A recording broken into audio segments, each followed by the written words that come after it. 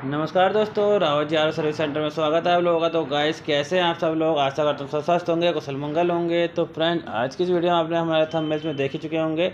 आज की इस वीडियो में आपको बताने वाले हैं जो हमारे आरओ यूनिट के अंदर टेक्नीशियन के लिए जो प्रॉब्लम्स में आती हैं, वो सारा कुछ आज की इस वीडियो में क्लियर करने वाले हैं। ये लगा लो, आज की इस वीडियो को देख के आप कोई भी ब्रांडेड आरओ, कितना ही बड़ा ब्रांड्स का आरओ या डोमेस्टिक आरओ कोई सा भी हो, आप उसको चुटकी बजाते ही रिपेयर कर लेंगे आज की इस वीडियो को पूरा देख के। तो इसमें हम सारा कुछ बताएंगे कि क्या क्या परेशानी आती है, इसमें क्या क्या आपको स्टेप्स लेने होते हैं। तो स्टेप बाय स्टेप हम सारा कुछ इसमें समझाने वाले हैं। तो गाइस, अगर आप लोग चैनल पर नए हैं तो चैनल सब्सक्राइब कर लीजिए, बेल आइकन बटन प्रेस कर लीजिए, ताकि हमारी नई नई वीडियोज़ की नोटिफिकेशन आपको मिलती रहे और आप भी आपसे डे बाई डे कुछ नया सीखते रहे। तो चलिए गाइस, बिना टाइम वेस्ट कर हम शुरू करते हैं वीडियो को। तो जैसे ही आप लोगों ने देखा होगा, हमारी जो आरओ यूनिट होती है तो उसमें सबसे पहले कोई जो हमारा क्वेश्चन आता है कस्टमर का, वो ये आता है कि सर हमारा आरओ बंद हो चुका है और वो ऑन नहीं हो रहा है। तो इस पोजीशन में आपको क्या क्या स्टेप्स लेने होते हैं और क्या स्टेप आपको चेक करने होते हैं, तो सबसे पहले हम उसको लेके चलते हैं। तो सबसे पहले अगर आपके सामने कंप्लेंट आती है सर हमारा आरओ बंद हो चुका है, तो उसमें आपको सबसे पहले क्या करना होता है। सबसे पहले जो होता है हमारा फ्लूट वाल के ऊपर जो माइक्रो स्विच लगा होता है, इसको चेक करना होता है, क्योंकि मोस्टली पोजीशन में इसमें जो होता है माइक्रो स्विच फूक जाता है। तो इसकी पहले आप वायरिंग चेक कर लेंगे, वायरिंग सही से कनेक्ट है या नहीं है। अगर वायरिंग सही से कनेक्ट है तो आपको क्या करना है, माइक्रो स्विच में से दोनों वायर को आपस में से बाहर निकाल लेना है। बाहर निकालने के बाद इन दोनों वायरों को आपको आपस में कनेक्ट करना है। थिम्बल को एक दूसरे के साथ टच करेंगे तो आपका आरओ ऑन हो जाएगा, अगर आपका माइक्रो स्विच में प्रॉब्लम है तो। बट आपने ये दोनों टच कर दिए, आपस में ज्वाइन कर दिए हैं, उसके बाद भी आपका आरओ ऑन नहीं हो रहा है, तो उस पोजीशन में आपको उसका सेकंड स्टेप है वो आपको क्या करना है, आपको फिर आना है सेकंड तरफ, दूसरी साइड, इस साइड आएंगे आप लोग। तो यहाँ पे आप लोग कई बार देखेंगे तो कई आरओ यूनिट के अंदर आज की डेट में लो प्रेशर स्विच लगता है, जो कुछ इस तरीके का एलपी स्विच जिसको हम कहते हैं। तो कुछ इस तरीके का एलपी स्विच होता है और कुछ इस तरीके का एलपी स्विच होता है।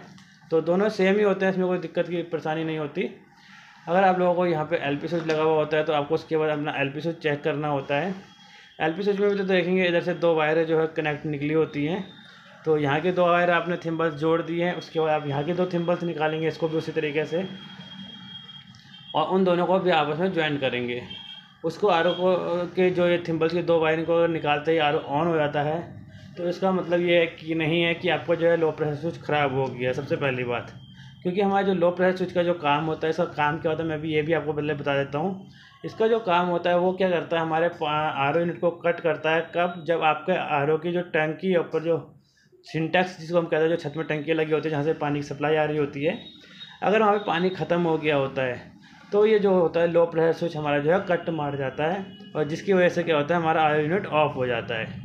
तो इन दोनों की वायर को अगर टच करने के बाद आपका आरओ ऑन हो जाता है, तो सबसे पहले आप ये क्लियर कीजिए कि आपकी सिंटेक्स जो ऊपर छत पे लगी है उसका पानी तो ख़त्म नहीं हो गया है, और या फिर उसके इन वाला आउटपुट होता है, इनमें से इन होता है एक आउट होता है, इन वाले आउटपुट में से आप पाइप को बाहर निकाल के देखेंगे तो आपको यहीं से पता चल जाएगा कि सिंटेक्स में पानी है या नहीं है। अगर यहाँ से पानी नहीं आ रहा है या फिर बहुत धीमे पानी आ रहा है, तो इसका मतलब ये है कि आपका लो प्रेशर स्विच बिल्कुल ओके की रिपोर्ट में आपका लो प्रेशर स्विच ख़राब नहीं हुआ है।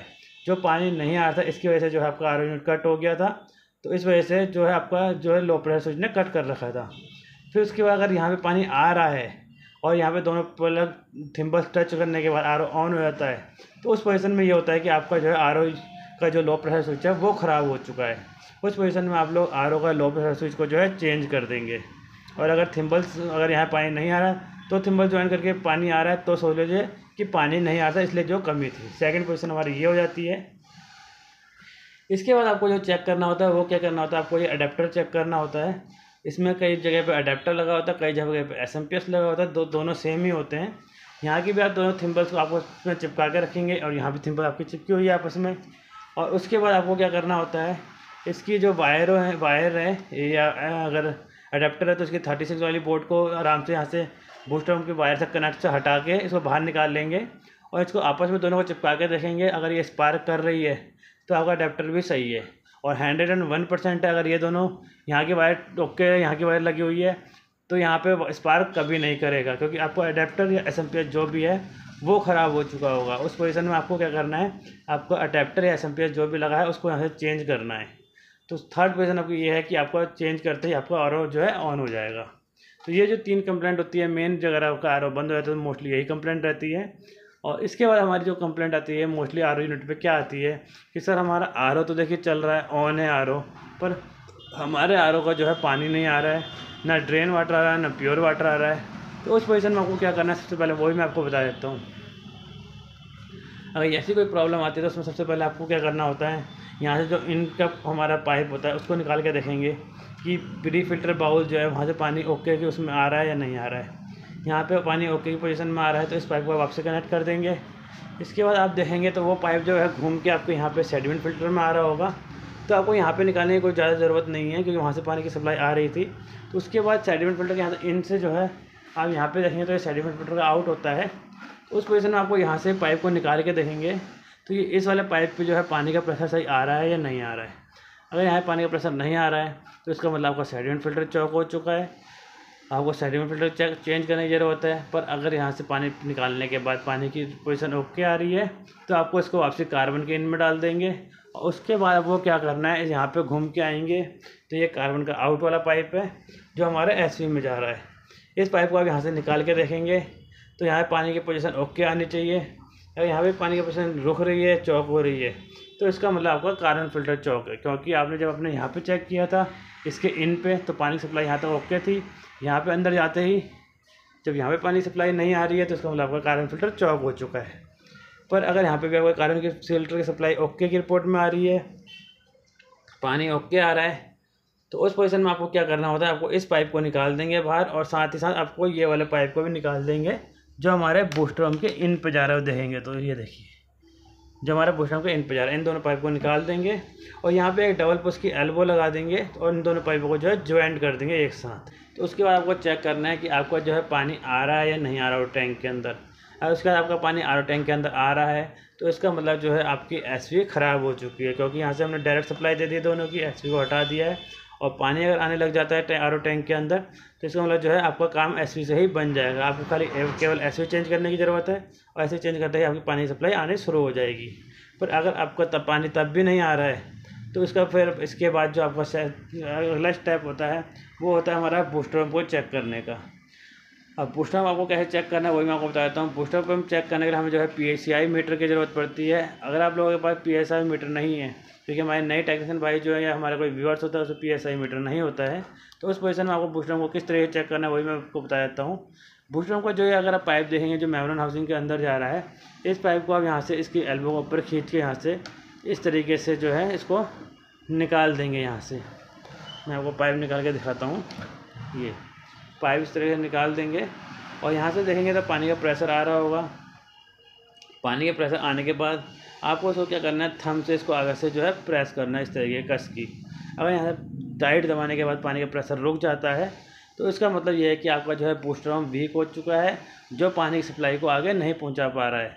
तो उस पोजीशन में आपको जो है बूस्टर पंप को जो है चेंज करना होता है, क्योंकि इसका जो प्रेशर अगर वीक रहेगा तो पानी की सप्लाई आगे नहीं पास कर पाएगा मेम्ब्रेन, और बूस्टर पंप की वजह से ही आपका जो है पानी ब्लॉक हो रखा होता है।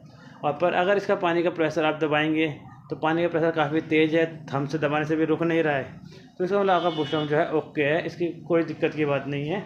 तो उसके बाद फिर आपको जो नेक्स्ट स्टेप होता है वो क्या आता है, उसको आपको फिर पाइप को दोबारा उसी तरीके से लगा देंगे अंदर। और उसके बाद आपको जो चेक करना होता है, क्या करना होता है वही मैं आपको बता देता हूँ। वहाँ से जब आप लगा देंगे तो ये दो पाइप आप देखेंगे, ये जो हमारा नीचे वाला हिस्सा होता है प्योर वाटर का होता है, जो हमारा यहाँ से यूवी चैम्बर पे जा रहा होता है। तो यहाँ से यूवी बेल्ट को खोल के यूवी चैम्बर से पाइप निकालेंगे तो ये पाइप आपका डायरेक्ट जो है बाहर को आ जाएगा। उस पोजीशन में फिर आपको उसके बाद पाइप देखना है और चलाए कि पानी आ रहा है या नहीं आ रहा। तो उसके बाद 101% लास्ट स्टेप का यही होता है कि वो पानी नहीं आ रहा होगा, क्योंकि उसकी जो होती है मेम्ब्रेन जो है चौक हो गई होती है, जो कुछ इस तरीके से जो हमारे आर यूनिट के अंदर जो है मेम्ब्रेन लगी होती है इस तरीके से। क्योंकि जो हमारी इसके अंदर पानी नहीं आएगा तो इसका मतलब जो है हमारी मेम्ब्रेन चौक हो चुकी है, क्योंकि सारे स्टेप हम चेक कर चुके हैं, कहीं कोई दिक्कत नहीं है। तो लास्ट स्टेप यही हो जाता है कि मेम्ब्रेन हमारी चौक हो गई होती है। आप इसके ओपन करने के बाद मेम्ब्रेन को यहाँ से चेंज करेंगे और फिर आप अपना आर ओ यूनिट ऑन करेंगे तो आप देखेंगे यहाँ से पाइप जो बाहर हमारा निकला हुआ है तो उसमें से प्योर वाटर जो है आना शुरू हो जाएगा और ड्रेन वाटर जो रिजेक्ट वाटर निकलता है वो भी निकलना शुरू हो जाएगा। तो गाइस इस तरीके से जो है आप इनके कुछ स्टेप को फॉलो करके रार को अच्छा खासा जो है रिपेयर कर सकते हैं, चेक कर सकते हैं और अच्छे खासा एक नए टेक्नीशियन बन के अपनी अच्छी खासी इनकम जो है प्राप्त कर सकते हैं। तो गाइस आशा करता हूँ वीडियो आप लोगों को पसंद आई होगी। अगर वीडियो आप लोगों को पसंद आई है तो प्लीज़ चैनल को सब्सक्राइब कर लीजिए, बेल आइकन प्रेस कर लीजिए ताकि हमें नए नए वीडियोज़ की नोटिफिकेशन आपको मिलती रहे और आप भी असली डे बाई डे कुछ नया सीखते रहें। तो आज की इस वीडियो को हम यहीं फिनिश करते हैं, मिलते हैं अपनी नेक्स्ट वीडियो के साथ। तो चलो take care, good bye friends.